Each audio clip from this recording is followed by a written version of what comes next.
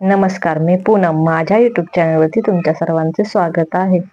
आज आपण पाहणार आहोत गाऊन फिटिंग कसा करायचा, त्याचबरोबर शोल्डर गाऊनचे कमी कसे करायचे, गाऊनची उंची कमी कशी करायची, हे सर्व तुम्हाला मी आज या व्हिडिओमध्ये दाखवणार आहे. तर त्यासाठी बघा, मी गाऊनच्या ज्या स्लीव्ज आहेत त्या वेगळ्या करून घेतलेल्या आहेत, त्याचबरोबर पूर्ण गाऊन उसवून घेतलेला आहे. त्यानंतर बघा, आता आपण याचे शोल्डर कमी करून घेऊया. तर बघा, इथे शोल्डर मी गाऊनचे हातरून घेतलेला आहे. त्यानंतर बघा, इथे पूर्ण शोल्डर गाऊनचा हा 5.5 इंचाचा आहे. त्यामध्ये मी 5 इंचाचा ठेवणार आहे. अर्धा इंच शिलाई मार्जिन, म्हणजे तयार हा 4.5 इंचाचा होईल. त्यानंतर बघा, कट करण्यासाठी इथे मी मार्किंग करून घेत आहे खडूने. तर इथे बघा, आपल्याला मुंढ्यामध्ये अजिबात मार्किंग करायची नाही किंवा मुंढा अजिबात कमी करायचा नाही, फक्त शोल्डर कमी करायचा आहे. हे आता मी कात्रीने कट करून घेते. तर हे आपल्याला कात्रीने कट करून घ्यायचं आहे. एक्स्ट्राचं जे आहे तेवढं कट करून घ्यायचं आहे. यामुळे आता आपलं शोल्डर जास्त खांद्याच्या खाली येणार नाही. त्यानंतर दुसऱ्या साईडचंही शोल्डर आपण याच पद्धतीने कमी करून घ्यायचं आहे. तर टेपने मोजून दोन्ही शोल्डर कमी करायचे आहेत, नाहीतर एकीकडचा मोठा होईल आणि एकीकडचा छोटाच राहील. तर या पद्धतीने मार्किंग करून कट करून घ्यायचं आहे. आणि मुंढ्यामध्ये आपल्याला कट करायचं नाही, मुंढा आहे तसाच ठेवायचा आहे. तर इथे आपलं शोल्डर कमी करून झालेलं आहे. त्यानंतर आपल्याला गाऊनची उंची मोजून घ्यायची आहे. तर गाऊनची उंची मोजून घेण्याआधी आपल्याला आपल्या अंगावरही माप घ्यायचं आहे. तर इथे बघा, 53 इंचाचा हा गाऊन आहे. तर त्यामध्ये मी माझे माप जे घेतलेले आहे ते 50 इंचाचं आलेलं आहे. तर त्यानंतर बघा, इथे मी 2.5 इंचावरती मार्किंग करून घेत आहे. तर 50 इंचामध्ये मी अर्धा इंच शिलाई मार्जिनसाठी, म्हणजे दुमडण्यासाठी घेतलेलं आहे. आणि 2.5 इंच गाऊन मी इथे कट करून घेणार आहे. तर बघा, बऱ्याच ठिकाणी मी अशा पद्धतीने मार्किंग करून घेतलेलं आहे 2.5 इंचावरती, कारण आपलं ते वाकडं तिकडं खालीवर कट व्हायला नको, यासाठी मी मार्किंग करून घेतलेलं आहे पूर्ण. तुम्ही हे असंच करायचं आहे. मार्किंग 2-3 ठिकाणी मार्किंग करून घ्यायचं आहे आणि नंतर कट करायचं आहे. तर इथे बघा, आपली गाऊनची उंची ही कमी करून झालेली आहे.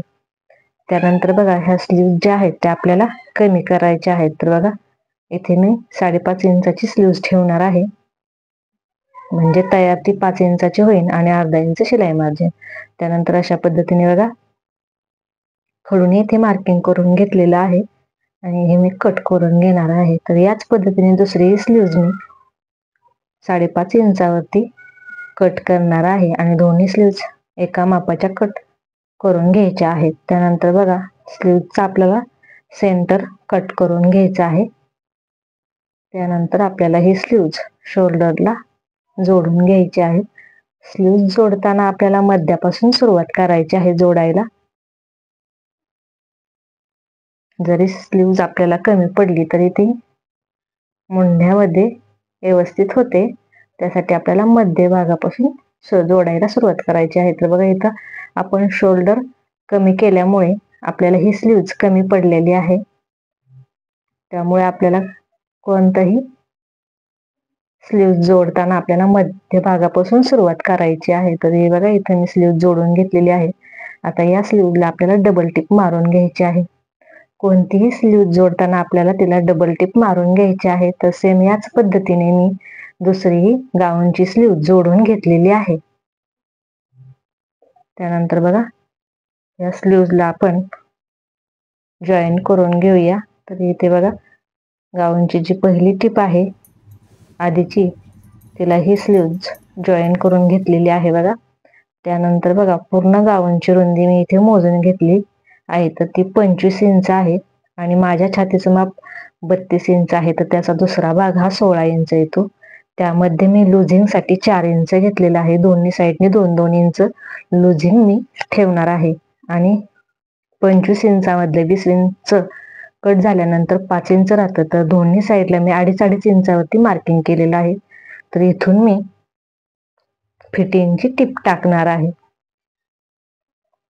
तर इथे बघा, दोन्ही साईडला 2.5-2.5 इंचावरती मार्किंग करून घेतलेलं आहे. तुम्हाला जर जास्त फिटिंग करायची असेल तर तुम्ही दोन्ही साईडला 1-1 इंच लुझिंग देऊ शकता. इथे मी 2-2 इंच दिलेलं आहे, कारण मला जास्त फिटिंगचा गाऊन नको आहे. तर कमरेचं माप माझ्या बघा 30 इंचाचा आहे, तर त्याचा दुसरा भाग हा 15 इंचा होतो. तर त्यामध्येही मी दोन्ही साईडने 2-2 इंच लुझिंग देणार आहे. तर ते 19 इंच येत आहे आणि 25 इंचाची ही गावांची रुंदी आहे. तर दोन्ही साईडला 3-3 इंच मी टाकणार आहे, म्हणजे 19 आणि 6 म्हणजे 3-3 मिळून 25 इंच होते. तर दोन्ही साईडला मी 3-3 इंचावरती मार्किंग करून घेतलेलं आहे फिटिंगचं. त्यानंतर खालच्या साईडला आपल्याला डायरेक्ट आपल्या पहिल्या टिपवरती टिप न्यायची आहे, त्यामुळे खालच्या साईडला मी मार्किंग केलेलं नाही. त्यानंतर दंडघेराचं माप टाकून घेऊया इथे. तर माझा दंडघेर 5 इंचाचा आहे, तर इथे मी लुझिंगसाठी 6.5 इंचावरती मार्किंग करून घेतलेलं आहे. तर गाऊनचा दंडघेर हा जास्त फिटिंगमध्ये चांगला दिसत नाही, तो ढिल्ला असावा, त्यासाठी मी फक्त अर्धा इंचाचं इथं फिटिंग केलेलं आहे. तर इथे बघा कमरेपर्यंत आपण सरळ टिपा आणायची आहे, तिथून आपल्याला अशा पद्धतीने तिरकी करायची आहे आणि सरळ गाऊनची जी पहिली टिप आहे त्याच्यावरून आपल्याला टिप मारून घ्यायची आहे. तर खालच्या साईडला तिरका आणायचा आहे बघा.